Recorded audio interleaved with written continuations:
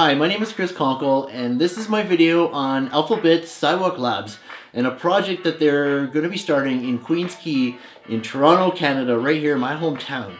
This project is extremely important, I think, for the future of building, and it will kind of give you an idea of what kind of cities and neighborhoods we'll be living in the future.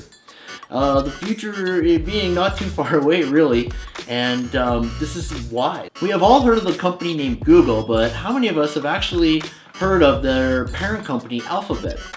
This company is literally massive.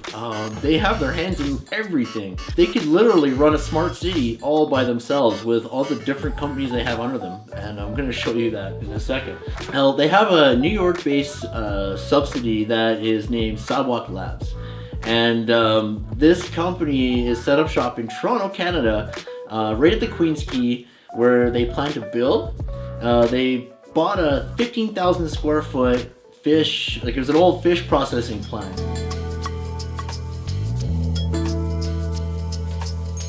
And they renovated it to a corporate office and research space. Inside of that facility, you can see some of the ideas that they're toying with, such as like the different architectural ways of covering people in different types of weather, and their LED street pattern ideas, right, which is really neat. Well, this smart city that they plan to build in Toronto has kind of adopted the name Sidewalk Toronto. It's going to be a massive data collection machine built from the internet up. It is estimated the Quayside project will cost about $1 billion to build, and, well, Alphabet has put in $50 million of that. How they intend to get a return on investment that has come under scrutiny. It would seem as though all of the companies that are owned by Alphabet could, build, maintain, and operate this city. Let me give you an idea of what I mean by that.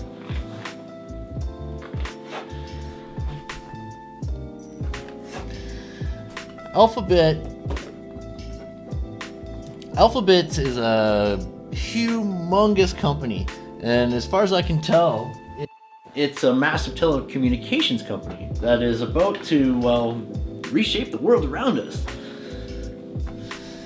They have the Nest thermostats and other smart home devices will be in every home and office in the neighborhood. There's Access Energy, almost all of these companies. There's Sidewalk themselves. But yeah, look, they got the self-driving car project for all the autonomous vehicles that will be operating in Quayside. They have the replicant for the robots that will be operating underneath the streets, which I'll tell you about later in a bit. Project Wing, Project Titan, these two bad boys right here. Drone delivery service, right? Like, come on, man. This isn't crazy. This is absolutely insane. Of course, all of the apps like Google Maps, for example, will have a big presence in this smart city because of the advanced mapping capabilities, right? And route planning that they want to offer the residents of the quayside of this smart city, right? Not to mention Google DeepMind for the artificial intelligence research. This company is massive, right? With companies like Nest for thermostats and smart home and office devices, Access and Energy providing energy and internet access, including fiber, which provides low-cost broadband. They got the Google self-driving car project, Replicant for robots, Project Wing and Project Titan for drone delivery service. Not to mention other companies that specialize in technical infrastructure, Google DeepMind in artificial intelligence research, and even Google Maps. This company could literally run everything in a smart city, and it has the capital to do so.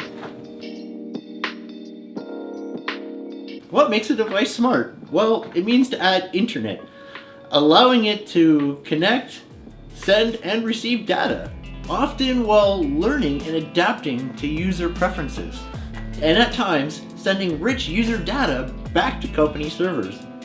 So, would a smart city be expected to do the same? Imagine millions of sensors in your walls and in the concrete below your feet, because that is what's going to happen. There's been an onslaught of accusations. There's 4 people that have quit the company, including their own privacy advisor, which I kind of have a feeling that she was kind of setting them up to begin with.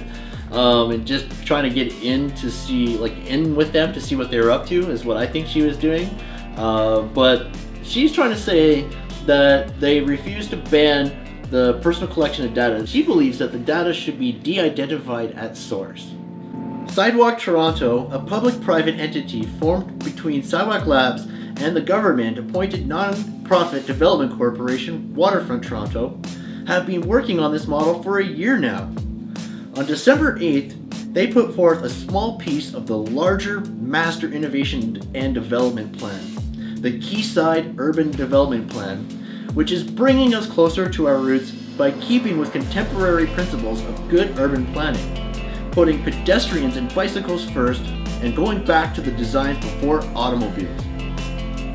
A massive 13-acre waterfront property in the Queens Quay district is being transformed into a smart city neighborhood with the hope that the technology and philosophy will catch on and spread throughout, well, the world. Another 800 acres of land called Portland will be the next location for expansion of the smart neighborhood after a successful pilot in Quayside. This controversial neighborhood of the future is the most ambitious smart city project in history that will incorporate many new technologies like artificial intelligence, augmented reality, autonomous vehicles, and even robots. They call it building a city from the internet up, and seeing that Toronto is the most diverse city in the entire world, it makes sense to make its citizens the guinea pigs for this project. The Quayside project is located on 13 acres of waterfront property at the Lower East Side of downtown Toronto, an area that is currently run down, abandoned, and in severe need of development. The proposed site plan is made up of 68% residential, 40% of that being below market, and 20% of it being affordable housing, 20% commercial that will include flexible loft spaces, and 12% flexible lower floors. That's 2,500 residential units designed to support 5,000 residents. These numbers were set to reflect the full diversity of the city and has 19% less housing than zoning allows. The project will sustain 9,000 plus construction jobs and 3,900 long-term jobs located right at Quayside, made up of 3,400 office, 275 retail, 150 production, and 75 community jobs. Considering the environment, Sidewalk Labs envisions moving towards a climate-positive footprint by reducing emissions in the neighborhood by 75 to 80%. This can be achieved through a combination of green building standards, solar power and geothermal heating, energy monitoring systems, and streamlined waste and water management. This neighborhood is going to be made up of different layers. The physical layer being buildings, mobility, public realm, and infrastructure. The plan envisions the neighborhood being built entirely of mass timber, a material with advantages beyond its environmental advantages, such as fast assembly, health, and biophilic benefits that is anticipated to cut construction costs by 15%. Buildings that will be constructed with modern modular design components and loft structures that can be reconfigured in minimal time. Quayside would represent the largest scale use of mass timber ever. Some of the buildings will be factory constructed, and other approach to reduce building costs. So one day the space could be a parking lot, for example, and then as the need for autonomous vehicles rises in public transit, those spaces can then be transformed to commercial retail spaces or residential units within a matter of days even. The goal of bringing people to open spaces and weatherizing those spaces using architectural solutions and digital monitoring to keep the environment comfortable all year round in a city where most of the time the weather is, well, not enjoyable. Equalizing every space, commercial, retail, residential, to all participate and work together to sustain such a comfortable environment. With mobility in mind, designs around autonomous vehicles and bicycles will make the public realm go back to designs similar to those before automobiles, making the streets for walking, not vehicles. Woo Nerf-esque sidewalks that flow curb-free into bike-friendly streets and connections to Toronto's TTC light rail transit system. The traffic data will be collected to manage the flow of traffic across all modes of transportation and will aid in the planning for the arrival of autonomous vehicles. The proposed transportation network appears to align with the best practices of pedestrian-centric street design, but with a highly innovative change. Infrastructure will include underground utility channels, a below-grade tunnel system that will use robots for waste removal and freight delivery. The digital layer and the commercialization of data, sense, map, account, and model. Millions of sensors and cameras will be installed all over the neighborhood. There will be LiDAR imaging and computer vision cameras tracking all movements from people, vehicles, and even animals. Other sensors will be monitoring air quality, temperatures, weather, and energy usage. The amount of data to be collected is massive. Your every move will be monitored and recorded. Residents and workers will be connected to the network, most likely by a cell phone app that will have access to your phone's camera and GPS. Virtually everything will be linked by a common thread that is highly unusual. This digital infrastructure collects data for the apparent purpose of streamlined urban life. Artificial intelligence-enabled traffic lights, heated sidewalks and roadways, monitored air quality, noise and building occupancy. This will reduce emissions, energy usage, and even provide transportation discounts to low-income residents. All of this data will be collected and stored in a single data trust that is accessible to any user and is not proprietary to any one company, not even Sidewalk Labs. As long as you have your phone with you, you'll be connected to the network. Now, if you could imagine having RFID chips or something like that implanted, you'll be connected to the neighborhood, right? Sidewalk Labs has been highly criticized for its lack of clarity about its data governance strategy and its business model. The lack of clarity regarding how the data will be collected, stored, and managed has people raising their brows a bit. Toronto's mayor is even a bit skeptical of this idea and has been showing little signs of support.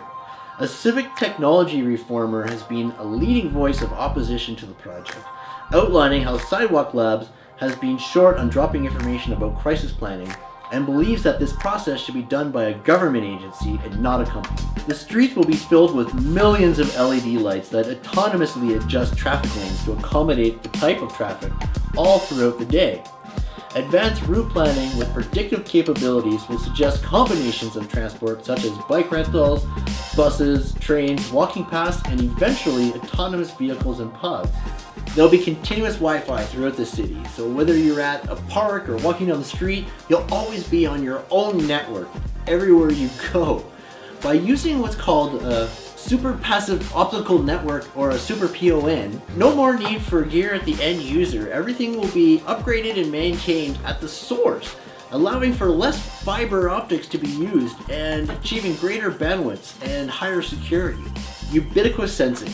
Some people fear that the smart city will operate a lot like the corporate project does. User behavior is mined, the product is refined, and people spend more money as they are engaged with more precision. The company will have their Nest home thermostats in every home and office that use occupancy sensors and predictive modeling to autonomously adjust temperatures throughout the day.